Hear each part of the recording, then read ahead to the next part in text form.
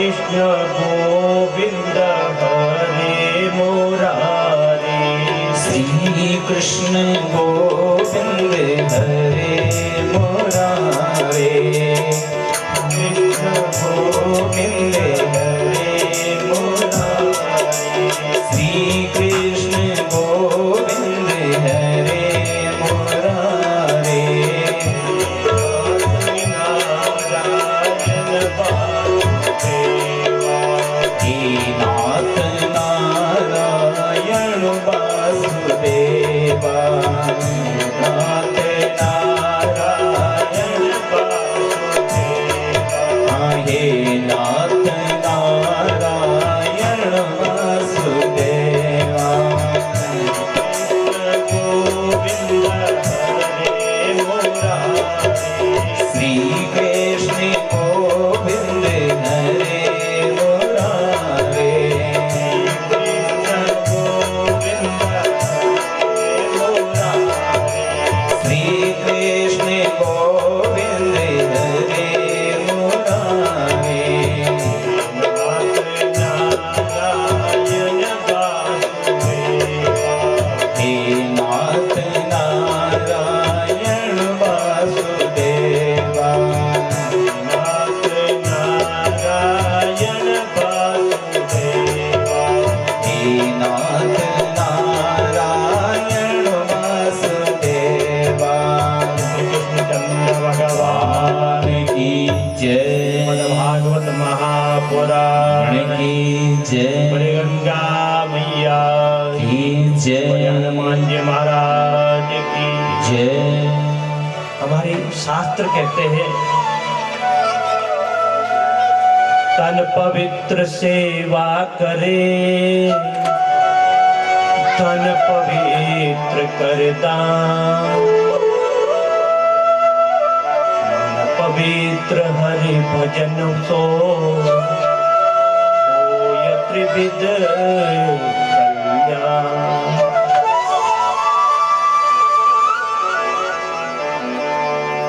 भाग्योदयेन बहुजन्म समर्थिते। भागवत जी कहती है कि हमारे जब जन्म जन्मांतर के पुण्य जब संचित होते, एकत्रित होते हैं, तब जाकर के भगवान की ऐसी प्रेरणा हमारे ऊपर होकर के ये कथा का सौभाग्य प्राप्त हो। भागवत भगवान को अपने घर में बचवाने का सौभाग्य प्राप्त होता है। कोई साधारण बात नहीं। अनेक जन्म जन्मांतर के पुण्य जब संचित हो जाते, एकत्रित हो जाते हैं, तब यह कथा गंगा हमें प्राप्त हो। आइए हमारे यजमान ये राणा परिवार जिन्होंने एक नया एक इतिहास की रचना की है, हम तो यही कहेंगे सब। ग्राम सभा सेंज के अंतर्गत बिशनपुर गांव है, और बिशनपुर में मैं समझता हूं शायद पहले बार जो है श्रीमद् भागवत का दिव्य आयोजन का यह कार्य होगा।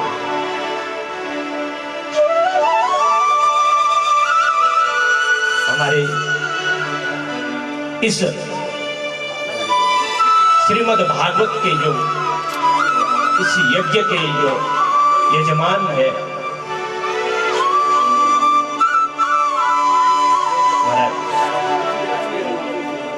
कितने भाग्यशाली है आप लोग कि अपने पूर्वजों की स्मृति के लिए,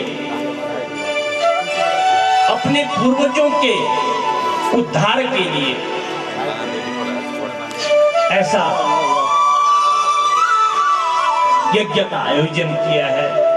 बहुत भाग्यशाली आप लोग।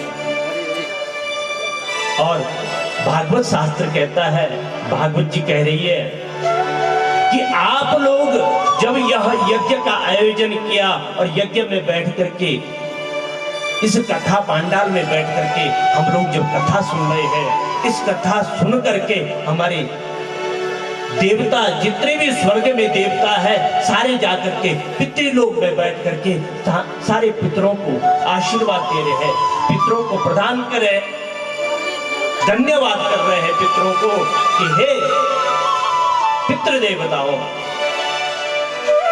तुम्हारे वंश में वृद्धि हो, तुम्हारे वंश में वृद्धि हो, तुम्हारे वंश में वृद्धि हो, कि इस भूलोक में, इस मृत्यु लोक में तुम्हारे वंश में कोई ऐसा पैदा हुआ जिसने तुम्हारे उद्धार के लिए भागवत का आयोजन किया। भाग्योदयेन बहुजन्म समर्पितेन, और उसी श्रृंखला के अंतर्गत यही तो हमारे शास्त्र के, तन पवित्र सेवा करे, धन पवित्र करे दान। तन पवित्र सेवा करे, हमने मन के मैल को धोया, रोज नहाते। कौन व्यक्ति ऐसा होगा जो रोज नहाता है? सब नहाते हैं। रोज बाहर के शरीर का मैल तो हम हमेशा धोते हैं, नहाते धोते हैं, लेकिन इस यज्ञ से अंदर के मैल को धोना है सब। और ये अंदर का जो मैल है ये कब धुलेगा? जब हम भगवान की हमारे ऊपर कृपा होगी।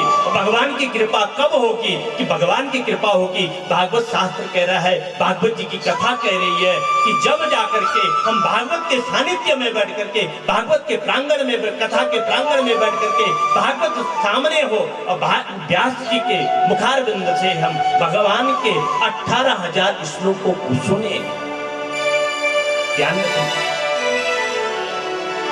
कथा बहुत सुनी और सुनते, यही तो भागवत जी कहते। इस संपूर्ण भागवत जी की जो पोथी आपके सामने रखी है महाराज, इसमें 18,000 श्लोक है, 18,000 श्लोक, और 18,000 श्लोक में 12 स्कंद है। 12 स्कंद की आप कथा सुनो, 12 स्कंद, और 12 स्कंद में 335 अध्याय है। ध्यान रखना सब लोग, अगर कहीं बीच में पूछने का समय मिला तो पूछेंगे आप पूछे। सुनते रहते भागवत की कथा, सुनते रहते शिव पुराण की कथा सुनते, देवी भागवत की कथा सुनते हैं, सुनते रहते, जाते रहते, लेकिन आपको याद तभी होगा जब नियमित रूप से 7 दिन तक भागवत की कथा सुनोगे, तब आपको पता लगेगा कि 18,000 श्लोक में कहाँ कौन सी कथा आती है, 12 स्कंद में कौन सी कथा कहाँ पे आती है, 335 अध्याय, 335 अध्याय में कहाँ कौन सी कथा है। और इस संपूर्ण भागवत में, इस संपूर्ण भागवत जी के अंतर्गत में 7 करोड़ 39 लाख शब्द है। शब्द भी बता दिए, ध्यान रखना। 12 स्कंद में 335 अध्याय, और 335 अध्याय में 18,000 श्लोक, और 18,000 श्लोक में 7 करोड़ 39 लाख शब्द बनते हैं। सोचो भगवान वेद व्यास जी ने कैसी रचना की। वेद व्यास जी ने कहा, इस कलिकाल में मानव के लिए अगर हमें अपने जीवन में चलना सीखना है, जीना सीखना है, तो रामायण से सीखे। रामायण हमको जीना सिखाती है, रामचरितमानस हमें जीना सिखाती है कि हमें किस प्रकार से जीना है, क्या व्यवहार करना है। लेकिन भागवत जी हमें मरना सिखाती है। अगर मरना है तो हमें मरने से पहले क्या करना है, किस तरह से हमारी गति हो। इस संसार के कलिकाल में हम न जाने धन कमाते कमाते कभी ये प्राण छूट जाए, हमारी बात मन में ही रह जाए, हमने मन में संकल्प किया है जो जागृतो दूरम उदयति देवंता तो सुप्त सततै वैति दूरम गमन ज्योति खान ज्योति रे कंतन में मनः शिव संकल्प मस्तु। हे मेरे भूत भावन महादेव भगवान कंधार देवता, तेरी कृपा हमारे ऊपर अगर बने तो कभी हम अपने पितरों के निमित्त भागवत करेंगे। हमारे मन में है, लेकिन मन की बात मन में रह गई साहब, मन की बात कोई बाहर नहीं निकले। और हमारे यजमान परिवार, हमारे साहब अजय पाल सिंह राणा जी अपने सारे कुटुंब परिवार के साथ में, अपने बंधु बांधवों के साथ में, पूरी ग्रामवासियों के सहयोग से, सारे जनमानस के सहयोग से और संकल्प करके अपने पितरों के निमित्त भागवत करवा रहे। कुछ नहीं संसार में, सब यही छूट जाना। पंच तत्व से ये शरीर बना है, क्षिति जल पावक गगन समीरा, और सब जाकर के यही छूट जाता है सब, कि हमारा भजन साथ में जाता है, हमारा दिया हुआ साथ में जाता है, बाकी सब यही छूट जाता है। तन पवित्र सेवा करे, धन पवित्र करे दान। हमने अपने तन को पवित्र किया, लेकिन फिर हमने धन को भी पवित्र किया। कैसे धन को पवित्र करें? तन पवित्र सेवा करे, मन को, शरीर के मैल को धोया, लेकिन जब तक किसी साधु संत की सेवा नहीं करेंगे साहब, तब तक ये शरीर हमारा पवित्र नहीं होगा, मैला रह जाएगा। इसके लिए क्या करना है? शास्त्र भागवत जी कह रही है कि अपने मन को, अपने तन को पवित्र करना है तो जाइए बिशनपुर में श्रीमद् भागवत की कथा हो रही है, जाकर के उस प्रांगण में जाकर के झाड़ू लगाइए, वहां जाकर के ब्राह्मणों की सेवा कीजिए, अतिथियों की सेवा कीजिए,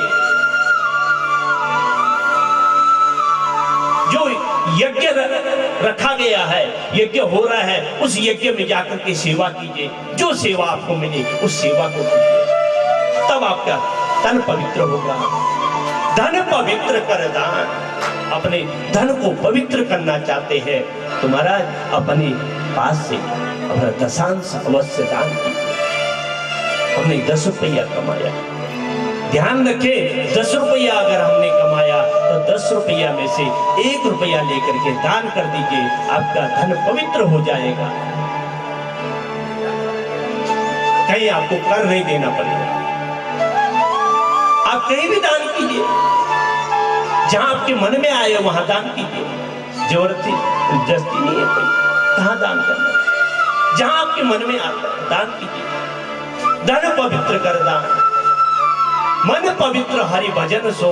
अगर हमने मन को पवित्र करना है ना, तो बिना भगवान के भजन का मन पवित्र नहीं होगा। मन पवित्र हरि भजन सो, होय त्रिविध कल्याण। कल्याणी कल्याण, तीनों बात एक साथ मिल जाए। उस परम पिता परमेश्वर का चिंतन करके हम भागवत भगवान के आश्रय में बैठ करके, और यही भागवत जी का श्रेय है। और भगवान भागवत भगवान से सब लोगों की तरफ से यही एक प्रेरणा हो, भगवान से प्रार्थना हो कि हे बाल मुकुंद भगवान, इन दिव्य आत्माओं को शांति प्रदान हो। और भागवत जी के 18,000 श्लोक में प्रथम श्लोक सूत जी ने कहा, सच्चिदानंद रूपाय विश्वोत्पत्त्यादि हेतवे तापत्रय विनाशाय श्रीकृष्णाय वयं नमः।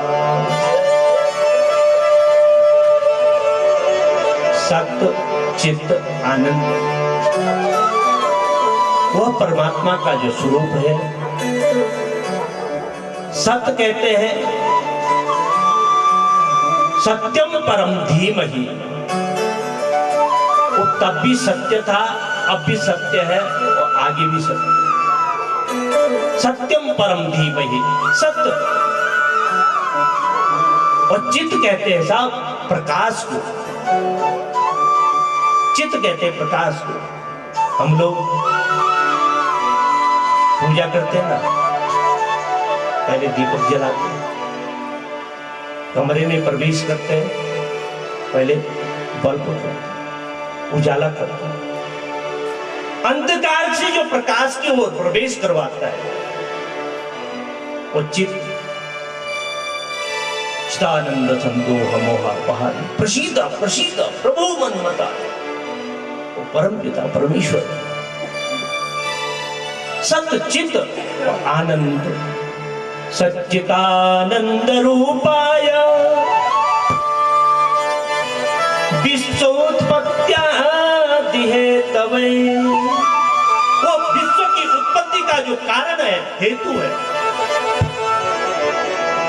सत्य चित आनंद, वो तीन स्वरूप है, जो है एक ही स्वरूप लेकिन वो तीन स्वरूप में। सत्य चित आनंद विश्वोत्पत्त्यादि हेतवे, विश्व के उत्पत्ति का हेतु यानी कारण है। संत कहते हैं भाव, हम तो आनंद को संसार में बाहर ढूंढते हैं। जब आनंद अंदर है तो बाहर ढूंढने की क्या जरूरत है। भागवत जी कह रही है कि बाहर के जो आनंद है वह क्षणिक है, सब क्षणिक मिट जाएगा। चलो आप देखिए, आज आपने कोई बढ़िया दाल बनाई, राजमा की दाल बना दी, नहीं 2 दिन बाद हम कहेंगे कि अब नहीं जरूर, अब दूसरी दाल बना, दूसरी सब्जी बनाई। ये संसार के जो लौकिक पदार्थ में जो हमारी रुचि है, वो आनंद को जो हम बाहर ढूंढते हैं, वो असली आनंद नहीं है। असली आनंद तो परमात्मा हमारे अंदर आनंद, और अंदर का जो आनंद है, जो हृदयांगम आनंद है, उसको जानने के लिए भगवान के नाम का चिंतन करना पड़ेगा साहब।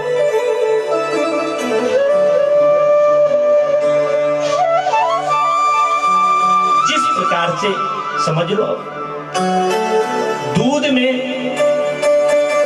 से दही बनी, दही से क्या बना, दही को मथा, दही से क्या बना, घी बना,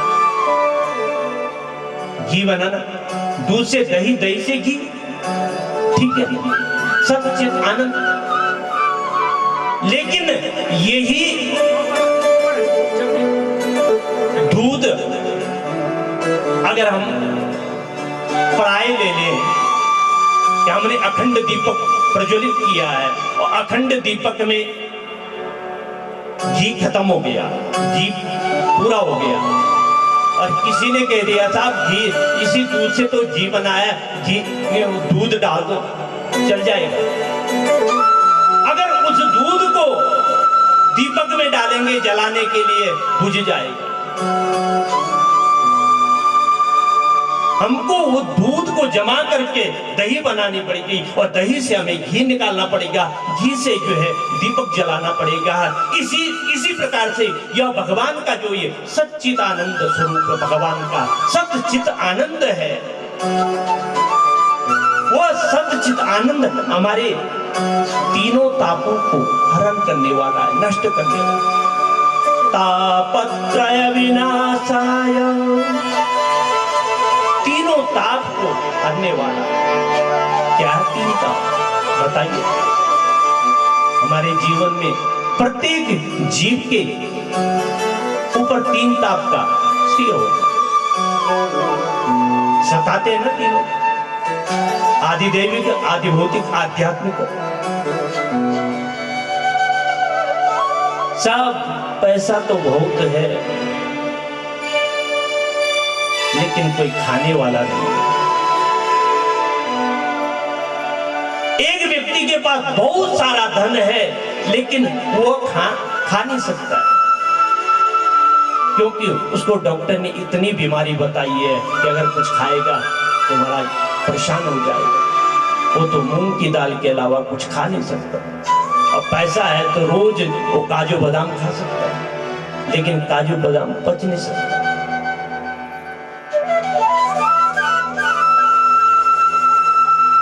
और एक व्यक्ति वो है कि जिसको भूख है, लेकिन उसके पास साधन नहीं।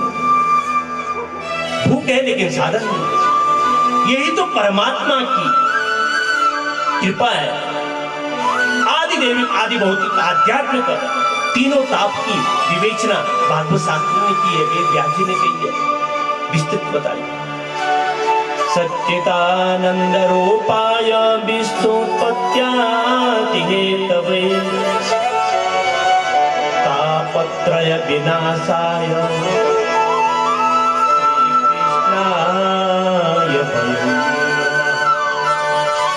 ऐसे परम पिता परमात्मा परमेश्वर पीतांबरधारी भगवान बाल मुकुंद कृष्ण भगवान का प्रणाम करते हैं। तापत्रय विनाशाय श्री कृष्णाय वयं नमः। हम सब लोग जो है उन परमेश्वर को प्रणाम करते। ऐसे भागवत जी का जो आरंभ हुआ, भागवत जी की कथा आरंभ हुई 18,000 श्लोकों में, और ये सर्वप्रथम 6 अध्याय महात्म्य के ऐसा भागवत जी का असली स्वरूप का वर्णन कल से आरंभ होगा। जन्माद्यस्य यतोऽन्वयादितरतश्चार्थेष्वरा। भगवान के जन्म से आदि से जो जन्म और आदि अंत तक जो है वर्णन आएगा, वहां से भागवत जी आरंभ होगी। लेकिन ये पद्म पुराण ने 6 अध्याय भागवत जी में महात्म्य के लिखे, महात्म्य जी 6 अध्याय। संत कहते हैं भागवत जब 18,000 श्लोकों की बनी है, 12 स्कंद है, 335 अध्याय है, और उसमें 7,39,00,000 शब्द है, तो ये इसको 6 अध्याय महात्म्य में लाने की क्या जरूरत पड़ी वेद व्यास जी को? वेद व्यास जी कहते हैं महाराज, कोई भी व्यक्ति कितना विख्यात है, कितना प्रचलित है, उसको कहिए कि महाराज आप कहां से आए, वो अपना परिचय स्वयं नहीं देगा। अगर वो श्रेष्ठ व्यक्ति होगा तो अपना परिचय स्वयं नहीं देगा कि मैं कौन हूं, मैं कहां से आया हूं, कौन हूं, मेरा क्या परिचय है, स्वयं नहीं देगा।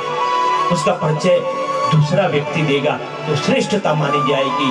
और यही बात भागवत जी में पद्म पुराण में वेद व्यास जी ने 6 अध्याय उठा करके महात्म्य के रखे हैं। और महात्म्य भागवत जी का परिचय दे रहा है कि भागवत है तो क्या है। भगवान भागवतम प्रोक्तम इति भागवतम, भगवान का जो मुख से भगवान का जो साक्षात स्वरूप वही भागवत है। और यही भागवत हमको बनना सिखा। आगे की कथा जब सुनेंगे, सुखदेव जी ने राजा परीक्षित को 7 दिन में मुक्त कर दिया। सब हाथ जोड़ करके परीक्षित सामने खड़े हो गए, महाराज जब मैं इस मृत्यु से डरता था, अब मुझे कोई डर नहीं हो, मुक्त कर दिया। वह भागवत, ऐसी कथा आई। सूत जी महाराज सौनकादि ऋषियों को यह भागवत सुना, और इसी भागवत को नारद जी को सनकादि कुमार सुना। अब सौनकादि ऋषियों को जब भागवत जी सुना रहे, भागवत जी की कथा आरंभ कर दी। गंगा तट हरिद्वार में शौनकादि ऋषि प्रश्न कर रहे हैं कि हे भगवान सूत जी, आपने बड़ी सुंदर बात कही है, लेकिन आप बता रहे थे कि नारद जी इस मृत्यु लोक में आकर के बड़े विचित्र होकर के पूछ रहे हैं। तो नारद जी सनकादि कुमारों के पास में पहुंचे और सनकादि कुमारों ने नारद जी से प्रश्न किया, पूछा कि हे नारद जी, आप क्यों परेशान है, क्यों, आपकी व्यथा क्या है, ये आपकी जो दशा, आपने मुंह लटकाए हुए चल रहे हैं, क्या बात है। नारद ज्ञानम ददाति थे, नारद जो ज्ञान को बांटते हैं, जो भगवान के भजन को बांटते हैं, वो नारद है। नारद जी विचरण करते हुए सनत कुमारों से कह बैठे कि मैं इस मृत्यु लोक में जब घूमता घूमता पुष्कर, प्रयाग आदि, काशी आदि क्षेत्रों में होकर के निकला, तो इस कलिकाल में जो मानव की दशा है ना, बहुत बिगड़ी हुई है। कोई अपने धर्म में तत्पर नहीं है, बहुत कम लोग हैं जो अपने धर्म में तत्पर। ब्राह्मण की जो वृत्ति है, ब्राह्मण की जो निष्ठा है, उसको अपनी निष्ठा पे रहना चाहिए, लेकिन वो अपनी निष्ठा से च्युत हो रहा है। क्षत्रिय की जो अपना धर्म है, वो क्षत्रिय धर्म छोड़ करके दूसरे धर्म की ओर प्रवृत्त हो रहा है। वैश्य का जो धर्म है, वो अपने वैश्य धर्म से च्युत होकर के दूसरे धर्म में प्रवृत्त हो। शूद्र का जो धर्म है, ये सारे वर्णाश्रम व्यवस्था बांटी है शास्त्रों ने, सब आप अपने धर्मों से खिन्न हो गए।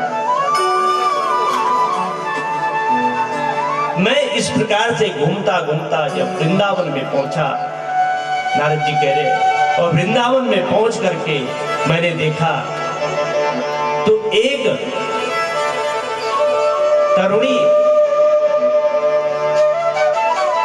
एक जवान लड़की, उसके दोनों तरफ दो वृद्ध बैठे हुए। तरुणी कौन है? मां। वृद्ध कौन है? पुत्र। अब ये मां, अब देखो कैसी विडंबना है, 20 साल की मां और 80 साल के जो है पुत्र है, तो दोनों किनारे बैठे हुए, दोनों तरफ बैठे हुए। मां, नारद जी ने पूछा कि हे भक्ति माता, क्या बात है, तुम कैसे जवान और ये तुम्हारे जो पुत्र है ये वृद्ध कैसे हो गए? तो इतने में भक्ति माता ने तुरंत कह दिया, वृंदावनस्य संयोगा पुनस्तुम तरुणी नवा, धन्यं वृंदावनम येना भक्ति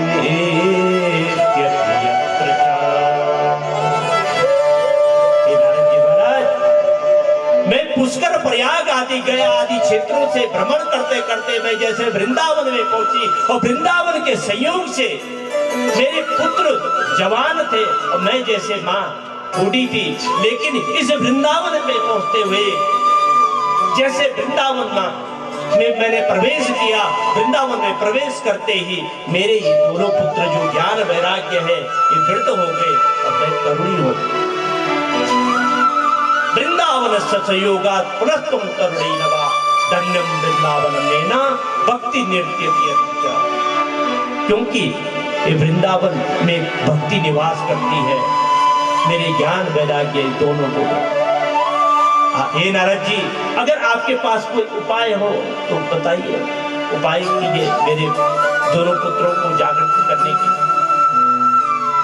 नारद जी ने बहुत प्रयास किया, वेद पाठ आदि किया, गीता पाठ किया, लेकिन थोड़ा सा जागे ज्ञान वैराग्य, फिर मूर्छित होकर के गिर पड़े। अब नारद जी ने सारा प्रयत्न करने के बाद जो ज्ञान वैराग्य की जागृति मूर्छा नष्ट नहीं हुई, तो नारद जी ने कहा कि अब तो हमें कुछ बड़ा उपाय करना चाहिए। ठीक इतने में ही आकाशवाणी हुई, हे नारद जी, अगर इन ज्ञान वैराग्य की मूर्छा को नष्ट करना चाहते हो तो सत्कर्मम सूच्यते, आप सत्कर्म कीजिए, सत्कर्म कीजिए, सत्कर्म कीजिए। नारद जी ने कहा, महाराज ये जो अभी वेद पाठ कर रहा था, गणानंद गणपति गुम गवा मही प्रियानंद, सारा वेद पाठ किया, पूरा जो है गीता पाठ आदि किया, थोड़ा ये ज्ञान वैराग्य जागृत हुए, फिर इनकी मूर्छा यथावत हो गई। अब मैं करूं क्या? और आकाशवाणी कह रही है कि आप सत्कर्म कीजिए। अब मैं सत्कर्म, फिर आकाशवाणी फिर हुई कि आप संतों से पूछिए ये सत्कर्म है क्या। और वृंदावन से तुरंत नारद जी बद्री नारायण में पहुंचे, और बद्री नारायण में पहुंच करके जहां सूत जी सौनक आदि 88,000 ऋषियों को कथा सुना रहे हैं, पहुंच करके ऋषियों से पूछने लगे, महाराज सत्कर्म है क्या? संतों से पूछा सत्कर्म। संतों ने कहा, महाराज नारद जी आप तो साक्षात नारायण के, ब्रह्मा जी के मानस पुत्र है, और बिल्कुल आप हर क्षण जो है नारायण का भजन करते हैं, और आप हमसे पूछ रहे सत्कर्म क्या है? तो इतने में नारद जी को जब प्रश्न का उत्तर नहीं मिला, तो नारद जी आगे बढ़ते हुए, नारद जी ने मन में इच्छा की कि मैं अपने नर नारायण से पूछ लो। बद्रिकाश्रम में नर नारायण से पूछने लगे। नर नारायण के पास जाने से पहले सनत कुमार जी मिल गए, और सनंदन सनातन कुमारों ने नारद जी की 1 मिनट में, 1 चुटकी में ही उनकी व्यथा नष्ट कर दी। सारी बात नारद जी ने कही, और सनत कुमारों ने कहा कि नारद जी आप क्यों इतने व्यथित हैं? अगर इनकी मूर्छा को नष्ट करना चाहते हैं तो जाइए आप श्रीमद् भागवती कथा, श्रीमद् भागवत की कथा सुनाइए, श्रीमद् भागवत की कथा इनको सुनाइए। और नारद जी ने संकल्प किया, और सनत कुमारों को लेकर के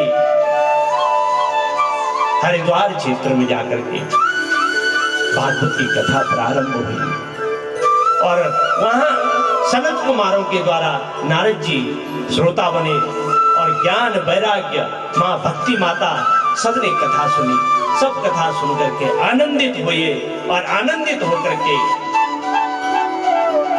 सनत कुमार नारद जी जब कथा सुनकर के आनंदित हो रहे थे, बीच में ही नारद जी ने प्रश्न किया, नारद जी हे सनत कुमारों, आपने ज्ञान वैराग्य की जागृति कर दी, सब सुलभ हो गया, लेकिन भगवान मैंने सुना है कि ये जो कथा है, भागवत कथा है, ये प्रेत मुक्तिदायिनी भी है। पुण्य आत्माओं को मुक्ति तो प्रदान करती है, जो दिव्य आत्मा होते हैं। हम लोग कहते हैं ना, पता नहीं हमारे पिता स्वर्ग गए होंगे कि नहीं गए। अपनी आत्मा से पूछो, हमारे पितरों ने इतना सत्कर्म किया है साहब, कैसे नहीं स्वर्ग गया। मैं तब वृंदावन में पढ़ता था, मेरे को खूब याद है, हमारे भाई साहब अजयपाल सिंह जी के पिताजी बड़ा जी, मैं महाराज जी के यहाँ अनुष्ठान था, दुर्गा सप्तशती का नवरात्रि पाठ का। बड़ा जी रोज आते थे वहाँ, रोज वहाँ पे संपुट पाठ में करता था, टेंट लगा करके महाराज जी के। तो जब रोज मैं वहाँ आता था तो वहाँ जब बड़ा जी से बात होती थी तो वो तो दिव्य आत्मा थे साहब, वो दिव्य आत्मा। और जब वो वहाँ सारी बात होने के बाद उन्होंने मुझे कहा कि ये जो संत है ना, वास्तविक संतों की खूब सेवा की है, और जिन्होंने संतों की सेवा की है निश्चित रूप समझिए साहब वो दिव्य आत्मा है। और ये सारे जो पितरों की फोटो आगे लगी है वो सब दिव्य आत्मा। और यही भागवत जी कह रहे हैं कि भागवत जी के स्वरूप में कि अगर वो प्रेत आत्मा में भी अगर कोई हो तो भागवत मुक्तिदायिनी है। और ये बांस की जो ग्रंथि सामने लगी है, ये बांस की ग्रंथि हम भागवत जी कह रही है कि जो पितृ मुक्त नहीं हो पाता है वह इस बांस की ग्रंथि में बैठ करके कथा सुनता है। ऐसे आज संक्षिप्त में कहूंगा, आत्मदेव नाम का एक ब्राह्मण था तुंगभद्रा नदी के तट पे, जो कर्नाटक में पड़ता है। और तुंगभद्रा नदी के तट पे आत्मदेव नाम का ब्राह्मण, और उस ब्राह्मण की जो पत्नी उसका नाम था धुंधली। उसके घर में कोई संतान नहीं हुई साहब, कोई संतान। आत्मदेव ब्राह्मण बहुत परेशान हुआ। घर में गाय रखी थी तो गाय भी बांध न बछिया हो। घर में तुलसी का पौधा लगाए आत्मदेव ब्राह्मण, वो सूख जावे। वो ब्राह्मण देवता रोज जल चढ़ाए लेकिन तुलसी का पौधा सूख जावे। गाय की सेवा करे लेकिन गाय भी बांध। इतने में आत्मदेव ब्राह्मण को बहुत गलानी अंदर से हुई। उसने कहा इससे तो जीना क्या है, इससे तो मरना ही बढ़िया। और ऐसी कथा भागवत जी में आई कि आत्मदेव ब्राह्मण एक नदी के तट पे जाकर के अपना आत्महत्या करने के लिए प्रयत्न करने लगा। इतने में वहां से एक संत आए और संत ने देखा ब्राह्मण बैठा है।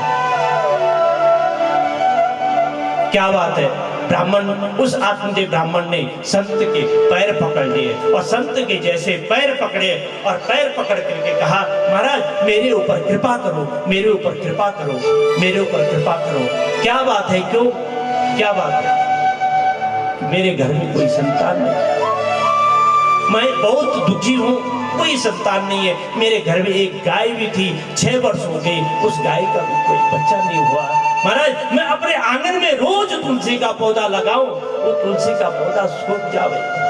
मेरे आस पड़ोस में जो पड़ोसी है सब मेरे को आकर के सुनावे, हे आत्मदेव ब्राह्मण तेरे घर में संतान नहीं है। जब तेरे घर में संतान नहीं है तभी तो तेरे हाथ का जल तुलसी माता भी नहीं लेती। महाराज मैं चाहता हूं कि आपके सामने ही हे संत महात्मा, मैं आपके चरणों में ही अपने प्राण त्यागने को तैयार हूं।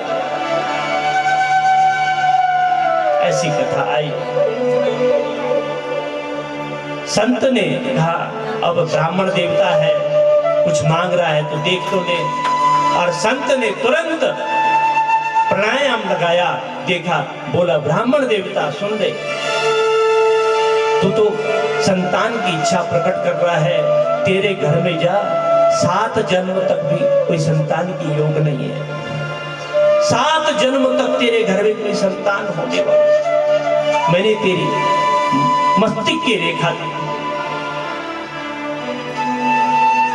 आत्मदेव ब्राह्मण बहुत बुद्धिमान, संत के चरण नहीं छोड़े।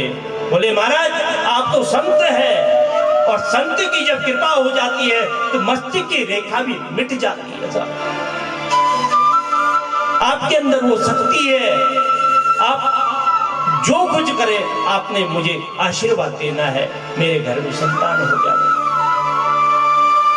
नहीं तो मैं आपके चरणों में ही अपने प्राण को त्याग दूंगा। और आत्मदेव ब्राह्मण जैसे प्राण त्यागने को उद्यत हुए, उतने में संत ने कहा कि ब्राह्मण की हत्या का दोष लग जाएगा।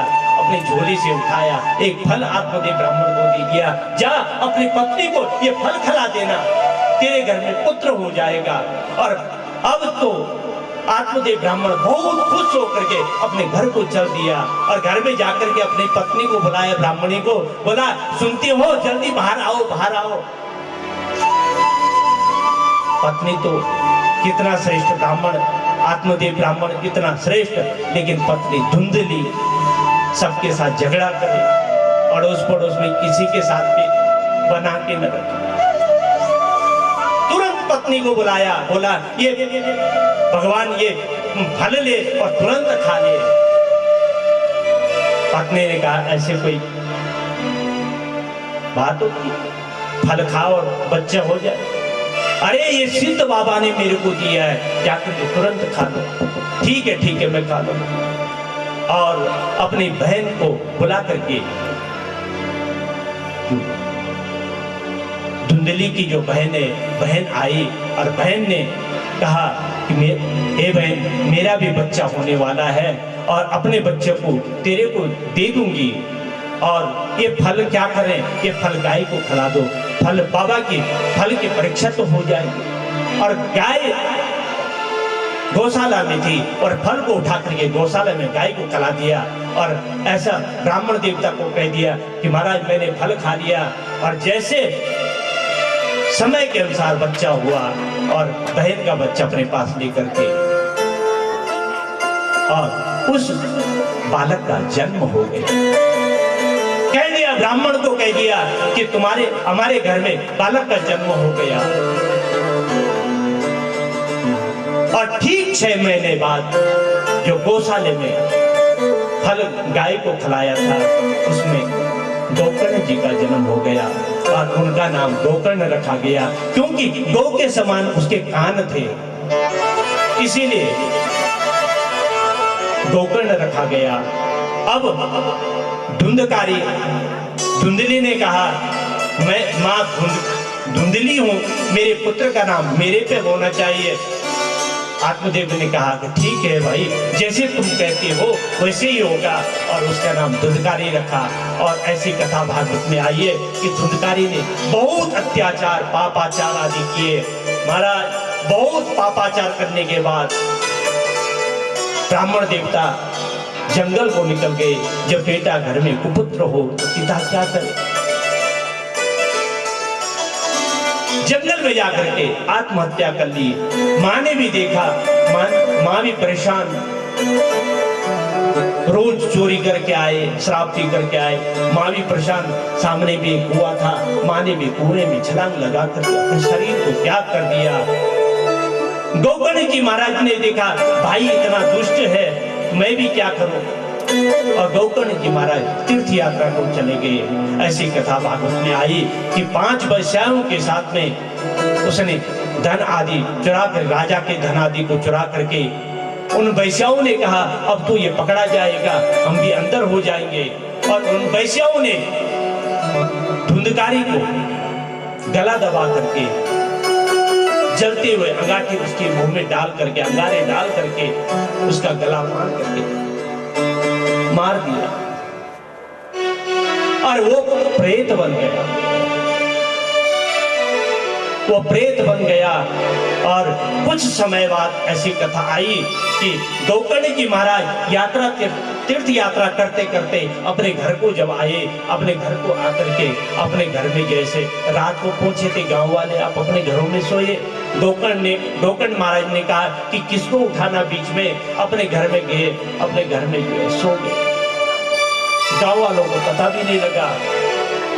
और इतने में जैसे गोकर्ण महाराज जी अपने सोने लगे, इतने में वो धुंधकारी प्रेत का रूप, एक गधे का रूप धारण करके सामने आ गए। कभी सियार के रूप में आए, कभी गधे के रूप में आए, कभी बिल्ली के रूप में आए। वो विचरण करने लगा आंगन में। लेकिन गोकर्ण महाराज जी तो बहुत ज्ञानी थे, उन्होंने अपने तपोबल के जल हाथ में लिया और वो उस प्रेत में छींटा मारा तो प्रेत सामने प्रकट हो गया और उस प्रेत ने कहा, हे भाई, मैंने बहुत पापाचार अत्याचार आदि किए जिसके कारण मुझे प्रेत योनि में आना पड़ा। अगर मेरा उद्धार करना चाहते हैं तो मुझे बचा लीजिए। गांव वाले दूसरे दिन पहुंचे, सबने बताया कि ये तो प्रेत बन करके सारे गांव वालों को परेशान कर रहा। क्या किया जाए? गोकर्ण महाराज जी बहुत विद्वान, वेदज्ञ, निष्ठावान ब्राह्मण, प्रातः काल अपने संध्या वंदन करके, अपने संध्या वंदन आदि करने के बाद भगवान सूर्य नारायण को जैसे अर्घ्य दे रहे थे, अर्घ्य देते देते भगवान सूर्य नारायण का ध्यान करते हुए, देयं सदा सविति मंडल मध्यवर्ती नारायण सरसिजामपसन्नविष्ट केयूरवान् मकरकुण्डलवान् किरीटी हरि हिरण्यमय बपु धृतशङ्खचक्रम्। ऐसे शंख चक्रधारी भगवान सूर्य देव का स्मरण करते हुए भगवान सूर्य नारायण से कहा, प्रभु, मैं अगर सच्चा ब्राह्मण हूं, निष्ठा से तुम्हें अर्घ्य प्रदान करता हूं, संध्या वंदन आदि गायत्री का जप करता हूं, तो मेरी जो समस्या है उसका समाधान कर दीजिए। भगवान सूर्य नारायण प्रकट हो गए और सूर्य नारायण ने कहा, हे गोकर्ण जी महाराज, तुम्हारी समस्या का हल एक ही है कि तुम इस प्रेत को अगर मुक्त करना चाहते हो तो श्रीमद् भागवती कथा लाओ, श्रीमद् भागवत की कथा सुनाइए। और भगवान की कथा सुनाने को उद्यत हुए गोकर्ण जी महाराज और गद्दी बना करके सारे कथा आदि का आयोजन करते हुए और कथा सुनाने लगे। और कथा सुनाने के लिए जैसे उद्यत हुए गोकर्ण जी, तुरंत वो प्रेत प्रकट हो गया और उसको कहीं स्थान न मिला। कहाँ बैठ करके मैं भगवान की कथा सुनूं? सारे पांडाल में ढूंढने लग गया, कहाँ पे बैठ करके कथा सुनूं? ऐसी कथा आई कि बांस की ग्रंथि थी, उस बांस की ग्रंथि में बैठ करके वो प्रेत कथा सुने। और एक एक दिन की जो कथा, एक एक ग्रंथि छूटती गई, एक एक ग्रंथि छूटती गई। जैसे 7 दिन की कथा पूरी हुई और बांस की 7वीं ग्रंथि फूट करके वह दिव्य स्वरूप में बन करके सामने प्रकट हुआ। और ऐसी कथा आई कि उसी कथा पांडाल में भगवान के नारायण के पार्षद स्वयं आकर के उस धुंधकारी को अपने विमान में बैठा करके अपने वैकुंठ लोक को ले गए। क्यों? उसने नियमित रूप से कथा सुनी। और सज्जनों ने भी कहा, महाराज, धुंधकारी ने कथा, हमने भी तो कथा सुनी है, धुंधकारी ने कैसे? धुंधकारी ने भी कथा सुनी, हमने भी सुने, हमारे लिए विमान क्यों नहीं आया? धुंधकारी के लिए कैसे आया? ऐसा वर्णन आया है कि धुंधकारी ने निष्ठा से ही कथा सुनी है। सज्जनों, भागवत जी कहती है, हम भागवत की कथा को कभी व्यवहार में न लाए। हमने कभी ऐसा विचार किया ना कि हमारे लिए श्रीमान अजयपाल सिंह राणा जी का कार्ड आया है कथा सुनने का, एक दिन चलो हाजिरी दिया है।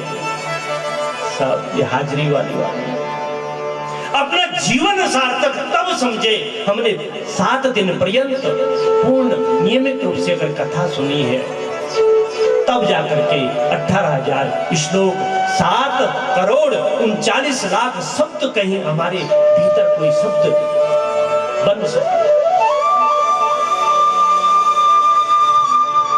इस प्रकार से सनकादिक कुमार के द्वारा नारद जी सुनते हुए और यहाँ गोकर्ण के द्वारा शब्द कथा सुना, प्रेत की मुक्ति होती हुई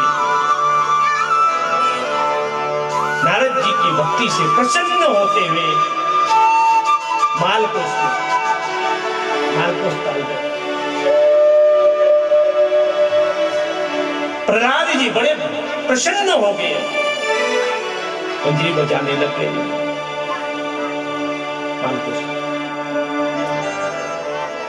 प्रहलाद तालधारी कदम करता है। उद्धव और कांसदार, उद्धव जी कांसा बजाने लगे। भागवत जी में सब अपने कार्य में संलग्न हो गए। प्रहलाद तालधारी तरलगत तया उद्धव कांस्यधारी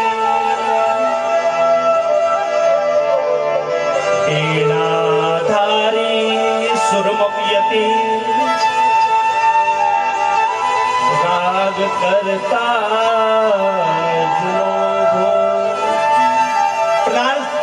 प्रहलाद जी ताल बजाने लगे।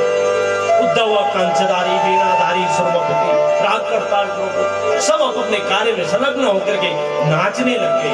नाचते नाचते धन्य हो। इस प्रकार से भागवत के महात्म्य की कथा को जो हम लोगों ने